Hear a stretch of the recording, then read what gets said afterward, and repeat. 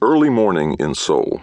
The sunlight was starting to flash across the windows of the high-rise towers of the city, causing the panes of glass to look as if they were mirrors of fire. In his hotel room on the city's outskirts, a few blocks from the huge Jungyi Gospel Church, a North Korean national, Han Suk-young, was getting dressed. Soon he would climb into his rented car and drive to a service at the church. He was breathing faster.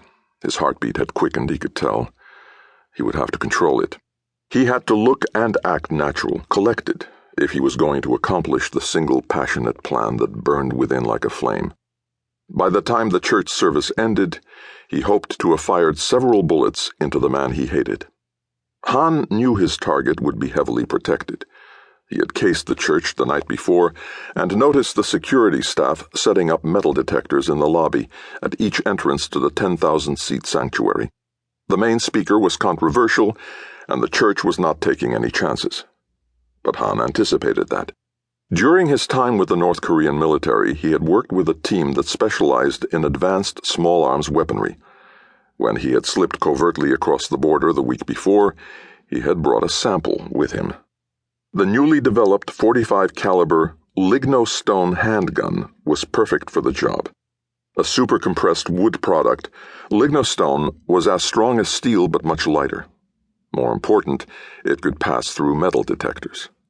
Russia and their Arab allies had used the material for many of its weapons in the recent ill-fated invasion against Israel.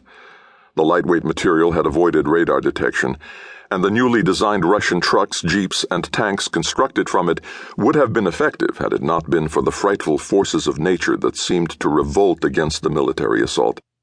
But Han told himself that his plan was different. He was a skilled assassin against a single high-profile target. And no one, he told himself, had a more powerful reason to kill. After straightening his tie, Han assembled his lignostone gun and inserted the clip full of bullets made of the same material. He put it in his suitcoat pocket, packed his suitcase, and carried it to his car in the parking lot. Before turning the ignition, he sat behind the wheel for a moment. He pulled out a photograph and stared at it. He saluted the North Korean officer in the picture, gave a quick bow, and put it back in his pocket. Then he reached over to the passenger seat where he had a printout of a Seoul online city newspaper. He lifted the front page to his eyes, reviewing the photograph just under the headline, which showed the man who was scheduled to be the main speaker at the Jungyi Gospel Church, the target of his rage. Han studied the smiling face of the man who would soon be dead. The gunman glanced once more at the headline, Joshua Jordan to speak at Seoul Church. Every seat was filled as the thunderous applause echoed through the mammoth sanctuary. On the dais behind the pulpit, the church's pastor, Lee Ko-po, was smiling broadly and nodding. Next to him was Jin-ho Kim, one of South Korea's hottest professional pitchers.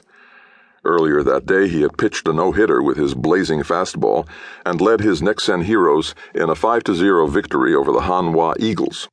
The baseball player seated behind the podium had his eyes glued on the speaker in front of him. At the lectern, against the backdrop of a 50-foot stained-glass cross on the wall behind him, Joshua Jordan was trying to finish his message, but the crowd kept interrupting him with wild applause.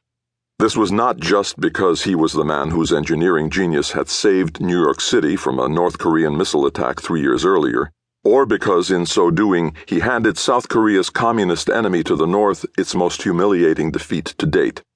It had more to do with the fact that Joshua was connecting powerfully with the audience by articulating a timeless message that went beyond geopolitics or national security, or even their most basic hopes about good or their fears about evil.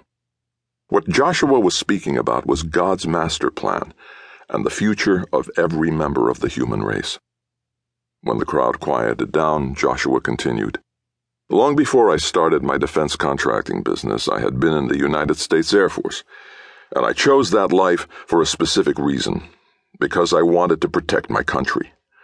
I was honored to achieve the rank of colonel and to fly some of the most exciting missions a pilot could ever hope for.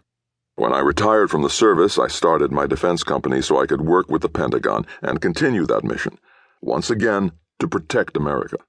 While it turned out that my anti-missile invention was the right answer to the greatest airborne risks that faced America,